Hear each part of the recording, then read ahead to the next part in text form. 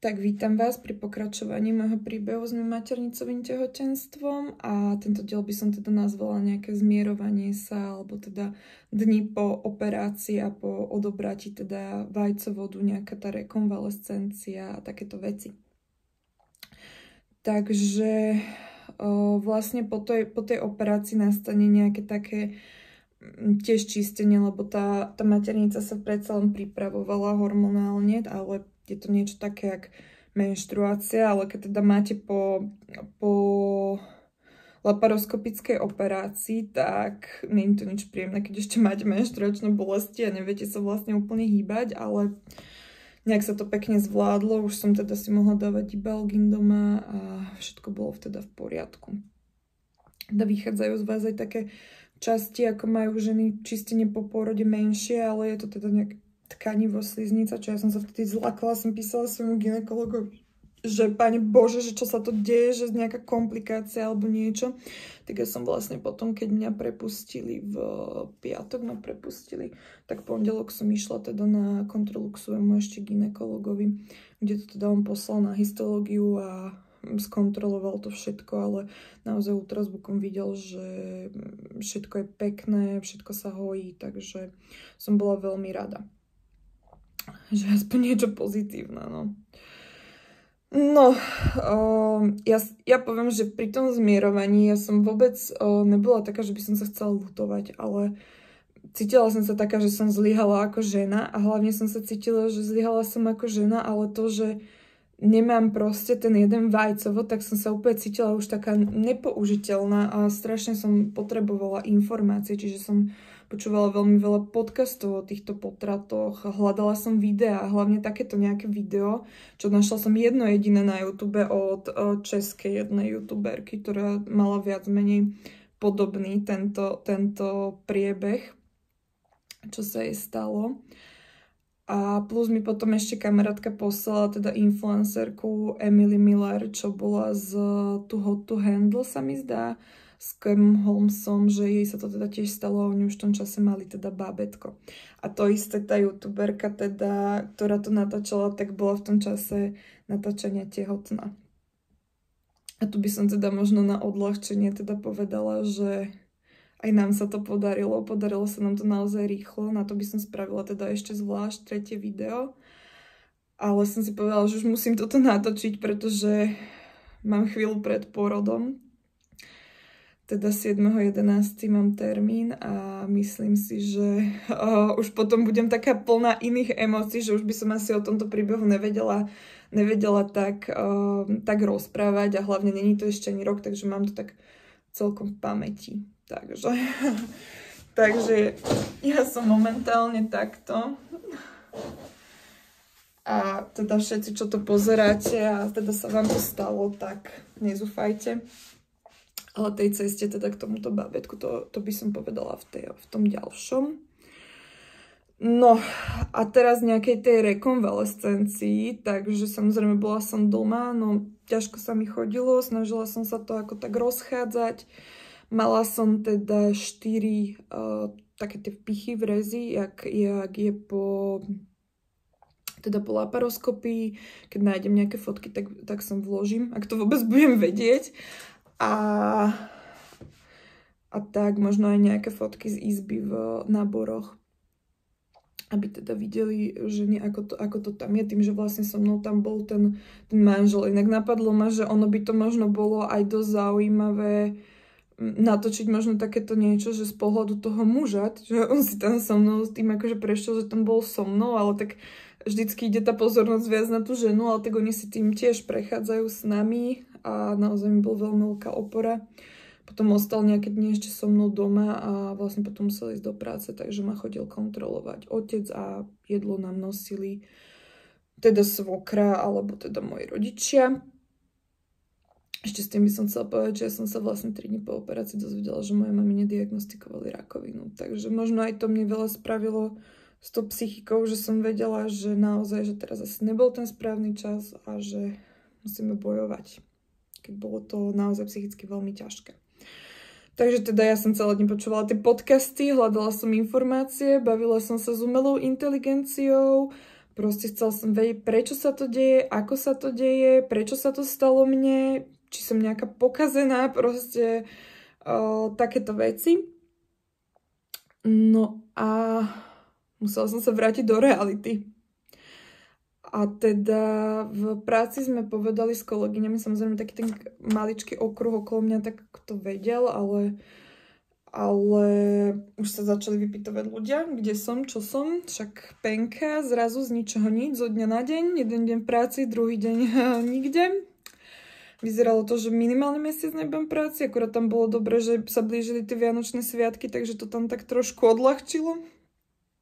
No a teda kolegyňa vymyslela, že povieme, že mi praskla nejaká cysta a že ma bohužiaľ museli akože urgentne operovať, lebo naozaj som nechcela prísť do práce, aby všetci na mňa pozerali a nejak to akože riešili. Ja som sa za to vôbec nehambila. Ja som potom, keď som si to sama v sebe spracovala, rozprávala som o tom, lebo ja som naozaj za to, že treba rozprávať o tomto. Nesúhlasím s tým, že toto by ľudia mali držať v sebe a prečo je to tabu o tom rozprávať, veď potom sa len ten človek cíti, že je menej cenný, že proste je v tom sám. Popri tom ja som pozisťovala také veci naokolo, že fakt, že ženy majú s tým extrémne skúsenosti s tými potratmi alebo aj s inými vecami, nebudú ešte horšie. Porodiť mŕtve babetko, porodiť naozaj babetko v nejakom 6. 7. mesiaci, hej, mŕtve, keď už sme ho cítili, že sa hýbalo. Ja som to svoje ani nevidela fotku. Takže naozaj dejú sa zlé veci a treba o tom rozprávať, aby ľudia vedeli, že v tom nejsú sami. A nerozumiem tomuto postoju, že je to tabu. Takže som si hľadala informácie a nasávala som. Naozaj som počúvala odborné podcasty, ale o tom mimo maternicovom tehotenstve naozaj som našla veľmi, veľmi, veľmi maličko. No, možno také anglické videá, tak tam bolo viac, ale skôr bolo vysvetlené, že akože ako sa to stane, že čo sa tam vlastne stalo, že to tam zaseklo, že to alebo toto embryo sa nedogúlalo do tej maternice. Ale teda takto to bolo. No a potom som teda išla, neviem, či za týždeň už, alebo takto som išla na výber stehov to bolo ešte pred Vianocami na Bori teda, už teda normálne tam dole, kde sa robia poradne a takto veci. A poviem, akože to bol pekný záhul. To bolo, že Vianoce šalala, super naladička, hej, všetci už takí uvoľnení.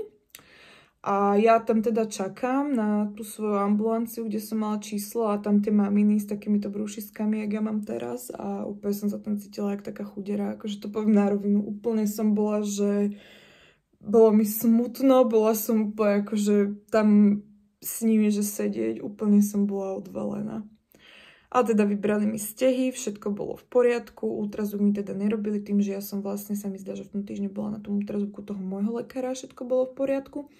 A teda už mi povedali, že môžem chodiť už iba k svojmu lekárovi, ešte jednu teda kontrolu za nejaké 3 týždne, alebo koľko mi tam kázali.